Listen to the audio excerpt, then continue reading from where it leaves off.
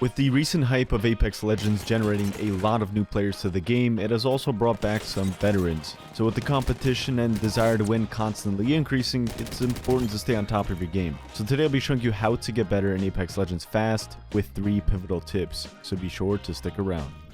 So you probably clicked on this video because you are struggling to find more success in games. Well, you came to the right place. With these 4 tips, I'll have you more equipped than ever to start winning more games and dominate the competition. So without wasting too much time, let's get into the first step I have for you, which is to start learning how to work your way into a squad fight. With many Warzone players arriving to Apex, I notice a lot of mistakes made when it comes to the initial engagement of a squad fight. Apex is truly a unique game that requires you to slowly work a squad by out-angling and improving on your positioning like a chess match. Since the time to kill is generally slower than other games, you can't just force yourself in 2 different lines of sight and expect to come out on top. This is where working the gunfight comes into play, and you need to genuinely be on top of positioning, gunfight angle, and utilizing nearby cover. You should avoid putting yourself in a situation with no cover or no backup plan. Doing this will prepare you to advance your positioning if decent damage is dealt, or to fall back if you lost that bullet exchange. Especially when you are solo queuing or are in a man down situation, be sure to stay on top of keeping your distance and having a backwards fight until you can flip the script. Your approach to a gunfight matters massively, and your ability to identify the right time to push and reposition is key. So let's take a look at a quick example. Alrighty, ladies and gents, in this example, we are going to be breaking down a 1v3 situation which was fairly early off the drop, and both of my teammates actually died and left the game. I was able to escape, and now we're back into this fight. And what I essentially want to break down is going to be working a fight. As I said before, and I can't stress enough, especially when you're in a man-down situation, you can't just force your way and directly close the distance without doing any type of damage, without getting any type of knocks. So you really got to play a passive-aggressive playstyle where you're inserting and then exerting yourself. And you're going to see a lot of good examples in this clip. So as I approach the gunfight, I'm coming up on a third party and was able to catch a Wraith off guard, which wasn't part of the 3-man team here. So as soon as I kill the Wraith, I do have 3 down low. I do have height, so my positioning is phenomenal at the moment. I can't get any better positioning than this, especially because I have multiple angles that I can use where I crouch at the top of a staircase, create a head glitch where they can only see sort of my upper chest and I can still send out the shots. So it gives them a very hard time to hit me. Now, before the real action starts, I do have a plan B in the back of my head. Now, let's say I get fried at the top of this staircase, and if I need to, I can back up to the right doors here. That way I can double heal. If they fry me a lot, I can take a bat and a med kit by creating that distance. Since I already have some distance on top of it, then I can create some more to get the double heal off. So really pay attention to your health, and you don't want to get fried for too much damage. You don't want it to go to that point where you have to create even more distance. Now, while playing that head glitch we were just talking about, I was able to get some beautiful shots down on the fuse, I believe that is down low there. And as soon as I pick up that first knock, guess what? That is going to create an opening for me to get slightly more aggressive. Not necessarily all in there. Not yet, because I still have 2 other enemies I have to worry about. But I am going to close the distance just a little bit more. That way they can't just get a free res off. And as I peek for the second time, I actually deal some decent damage on both of them. Enough damage where if I weapon swap, I can potentially get a 1-mag opportunity. That's exactly what happened with the Caustic, since he was making more of an aggressive play to play off of his ult. And that was a free opening for me to get a 1-mag opportunity on him because I originally had him weakened, which was very nice. Now I have 2 knocked, 1 left. I'm taking a bat here, but notice how I need to get aggressive immediately.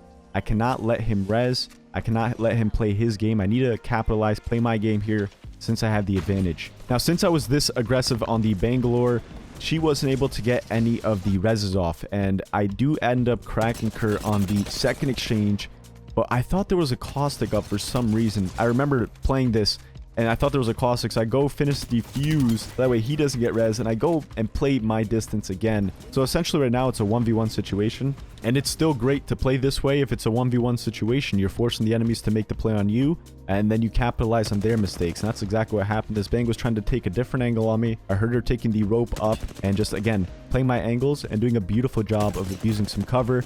Get the better of the exchange, we're getting aggressive. Capitalizing on the opening, and I'm working the fight the whole way.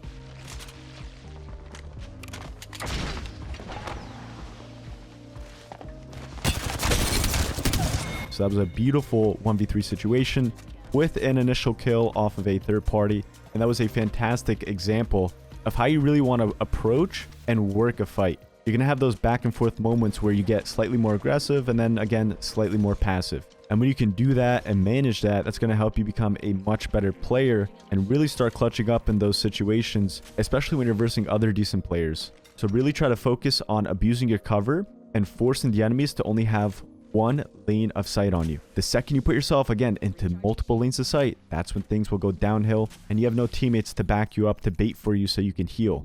So we've covered how working your way into a gunfight is so crucial to come out successful when the odds aren't in your favor. Now let's get into the second tip I have, which is to improve your shot selection. Arguably, one of the biggest aspects to keep in mind when playing Apex is knowing the best moments to fire during a gunfight. Now with this one, don't overthink it. Instead, try picking up on smaller things while watching other good players and notice how they found success when playing. For example, observe when they decide to weapon swap and pay close attention to how many times they use that same angle before changing it up. Overpeaking is another huge mistake I see when it comes to trying to improve in Apex Legends. You never want to be that player on your team to go down first because you overpeaked and got greedy in a bullet exchange. Instead, look to improve at finding better moments to fire. Even the smallest thing, like waiting for someone to fall from the air to get a stun effect, then follow up with some shots. Especially when it comes to close range, it's all about making your entire magazine count. I'd rather wait some time and take a little bit of damage if it results in setting myself up for a 1-mag opportunity or a solid 150 damage stack.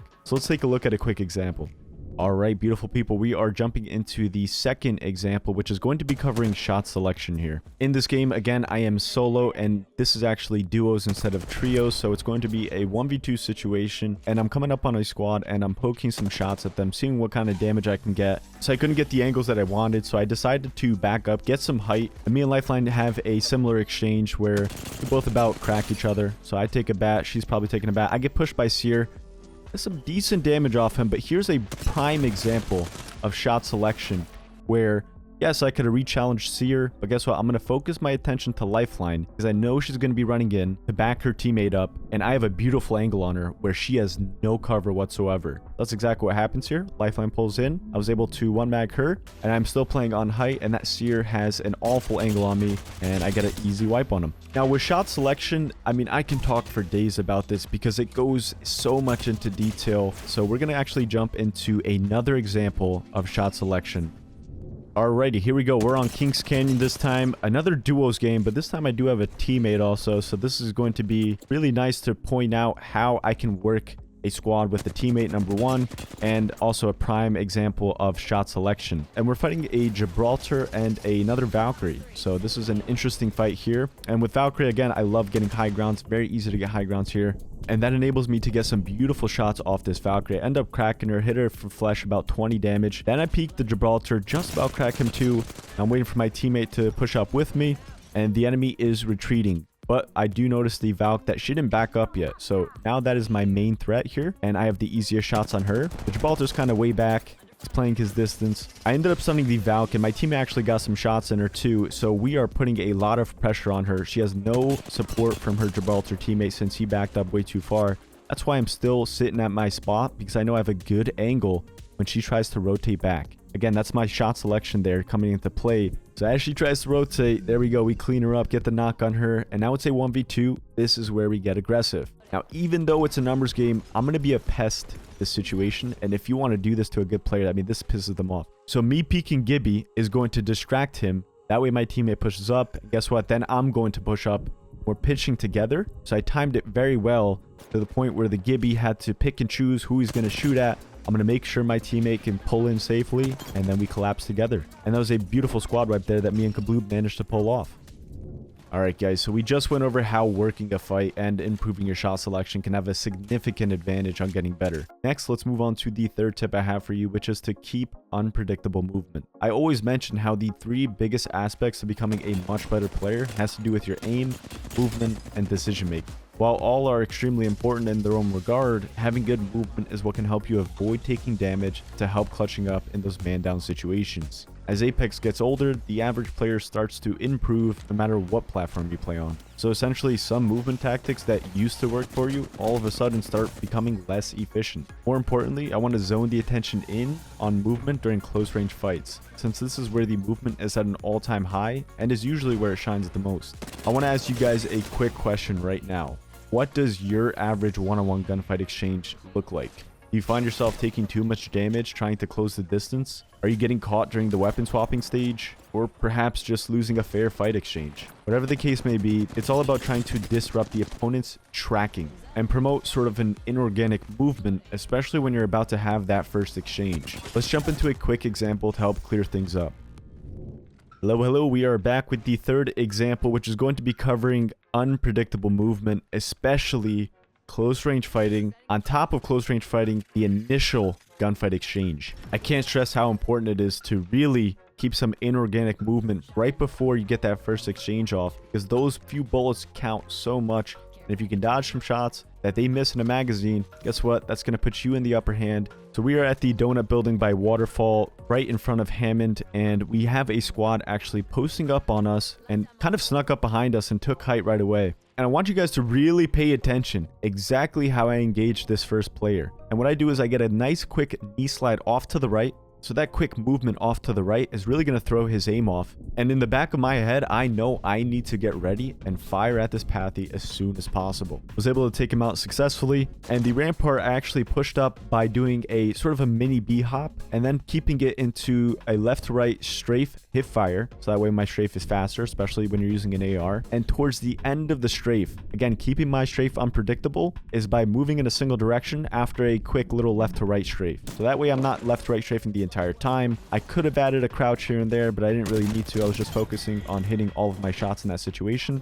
and I was able to take her out with a really good bullet exchange and not taking too much damage. That is your end goal. You want to be able to put out the damage and take the least amount of damage possible, and I think I did that pretty well in this fight, so that was a good example, but we do have another one, so I will catch you guys in that. Now, in the second example, where I am covering some unpredictable movement here, especially close range fighting, and as you can tell in the distance here, there's actually an Octane padding on me all the way from on top of diving board. So I know for a fact that this guy is going to get a stun effect as soon as he drops. The only one that doesn't get it is Horizon, or probably Valk if she ends up hitting her jetpack at the last second. Now, this stun effect is brutal. Since most legends receive this, let them drop and then you start firing. Because when they drop, they're going to get stunned and sit in that one spot. That's going to enable you to get a lot of damage out. And on top of the damage I was able to get out on this guy, I kept a beautiful crouch spamming hipfire strafe with the flatline. And you notice I'm not, just spamming the hipfire. I'm keeping some good momentum in there. I'm making sure I'm hitting my shots. That is key. Whenever you're doing any type of strafing and crouch spamming, you always want to make sure that you're hitting the shots first, and then you worry about your movement. So don't make your movement all crazy and wacko mode if you're missing your shots, because what's the point? Focus on hitting your shots, and then you can focus more so on your movement. So there we have it. Effectively working a fight, improving shot selection, and keeping unpredictable movement will have you on your way to becoming a better player. So the next time you're playing, really take these into consideration and try your best to implement them one at a time so you don't overwhelm yourself. Thank you guys for spending a couple minutes every day with me. If you learned a thing or two, or just needed a quick refresher and enjoyed the video, like rating is always appreciated. I hope you have a fantastic rest of your day, and as always, this was Sultan. I'm signing off. Peace.